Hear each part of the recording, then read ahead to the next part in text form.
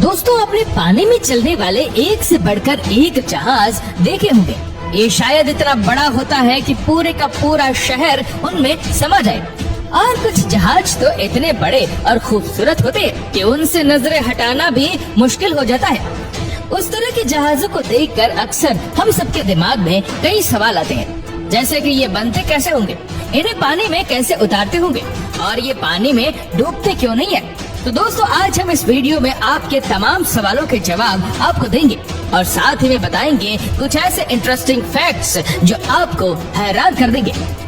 दोस्तों, इन बड़े बड़े जहाजों के साइज और डिजाइन देखकर कोई भी ये बात बड़ी आसानी से समझ सकता है कि करीब 1 लाख टन से भी ज्यादा वजनी इन विशाल जहाजों को बनाना जरा सा भी आसान काम नहीं है।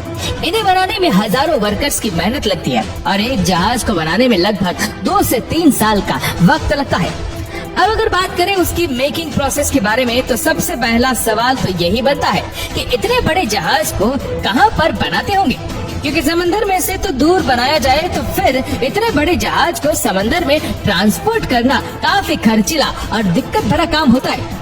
ऐसे में इसे समंदर के पास ही बनाया जाता है। इसके लिए सबसे पहले किनारे पर जहाज से बड़ा एक स्पेस भी बनाया जाता है। फिर उसका सारा पानी निकालकर जमीन को ठोस बनाया जाता है। इसके बाद छोटे छोटे ब्लॉक की मदद से शिप का बेस तैयार किया जाता है, जिसके ऊपर खड़ा किया जाता है कई मंजिला शानदार जहाज। बता दें कि जहाज का ये बेस हार्ड स्टील से तैयार किया जाता है।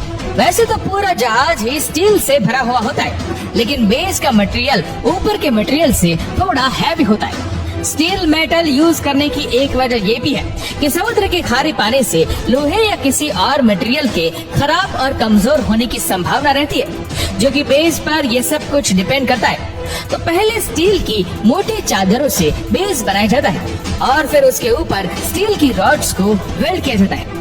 इनके ऊपर स्टील शीट और रोड गाइक और बेच लगते हैं और फिर आखिर में उसे स्टील की मोटी चादर से कवर किया जाता है और इस तरह तैयार होता है बेस फ्लोर, या फिर यूँ कहे कि शिप की मजबूत नींव। इसके बाद स्टील शीट की मदद से जहाज की दीवारें, कमरे, गैलरी, लॉबी जैसे स्पेस का बेसिक स्ट्रक्चर तैयार किया जाता है। शिप का पूरा ढांचा तैयार होने के बाद शुरू होता है जहाज के अंदर का काम। शिप के अंदर स्टील की सेलिंग बनाकर छत तैयार की जाती है। पूरे जहाज के अंदर बिजली की सप्लाई की वायरिंग की जाती है। लकड़ी और शीशे की मदद से जहाज के कमरों को तैयार किया जाता है। यार, यूँ कहे कि बेसिक डिजाइन के बाद काम शुरू होता है जहाज को आलीशान और खूबसूरत बनाने का। यहाँ आम आदमी की जरूरत के हिसाब से हर जरूरी चीज मौजूद होती है। शिप को बनाने में लग्जरी का पूरा ख्याल रखा जाता है। साथ ही शिप के इंजीनियर आपकी सेफ्टी का भी पूरा ख्याल रखते हुए इसे बनाते हैं। शिप का इंटीरियर इतना खूबसूरत होता है कि हर कोई देखता ही रह जाए। शिप के अंदर शानदार bedroom, bathroom, kitchen, store room, gallery, lobby, pool, gym, casino, hospital, यहाँ तक कि शॉपिंग कॉम्प्लेक्स इतने दिलकश होते हैं कि आय हाय देखने वाली पहली ही नजर में उसके दीवाने हो जाए। कुल मिलाकर एक आलीशान क्रूज में वो सब चीज बनाई जाती है जो आपको किसी खूबसूरत शहर में ही मिलेगी। तभी तो लोग इन्हें पानी में चलने वाला आलीशान और खूबसूरत शहर भी बोलते हैं। जब ये शानदार क्रूज बनकर तैयार हो जाता है तो उसके वेंटिलेशन के लिए शीशे का बड़ा सा जाल तैयार किया जाता है, जो शिप से बाहर तैयार होता है और बाद में उसे बड़ी क्रेन की मदद से जहाज पर फिट किया जाता है। उसके बाद जहाज में इंजन और ब्रॉन्ज प्रोपेलर लगाया जाता है। ये प्रोपेलर जितनी तेजी से घूमेगा, शिप उतना ही तेज चलेगा। इसीलिए शिप में एक से ज्यादा प्रोपेलर लगाया जाता है। उसके बाद जहाज की बॉडी को जंग रोधक केमिकल लगाया जाता है ताकि समुद्र के खारे पानी से जहाज को भी जंग न लगे। और फिर जहाज को पेंट करने के बाद टेस्टिंग के लिए पानी में उतारा जाता है। टेस्टिंग के बाद सामने आई कमियों को दूर करने के बाद उस पर लोगो बनाया जाता है और इस तरह एक शिप बनकर तैयार हो जाती है। तो दोस्तों, ये तो था कि शिप कैसे बनता है, लेकिन अब सवाल ये आता है कि इतने बड़े जहाज को पानी में कैसे उतारा जाता है। चलिए ये भी हम बताते हैं। दोस्तों, शिप को पानी में उतारना बेहद खतरनाक काम होता है, क्योंकि यहाँ अगर जरा सी भी चूक हुई तो करोड़ों अरबों रुपए का नुकसान हो सकता है। बता दें कि जहाजों को पानी में उतारने के लिए मुख्य रूप से 4 तकनीक का इस्तेमाल किया जाता है, जिसमें से सबसे पहले फ्लोटिंग आउट टाइप लॉन्चिंग है।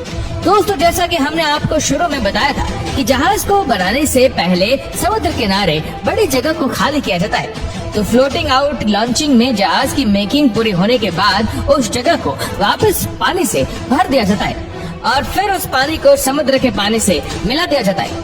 फिर जहाज को धीरे धीरे समुद्र में लाया जाता है। ग्रेविटेशनल टाइप लॉन्चिंग में जहाज को समुद्र के किनारे लाकर ट्रेन की पटरी जैसे एक स्ट्रक्चर पर सेट किया जाता है।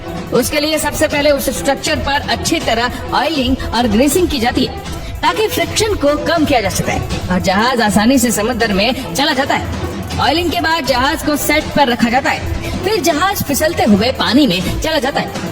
दोस्तों, अब तक हमने जितने भी तरीके देखे उनमें सबसे खतरनाक है ये मैकेनिकल टाइप लॉन्चिंग और इसी वजह से इस तरीके से बड़े जहाजों को पानी में नहीं उतारा जाता क्योंकि इनके डूबने का खतरा ज्यादा होता है।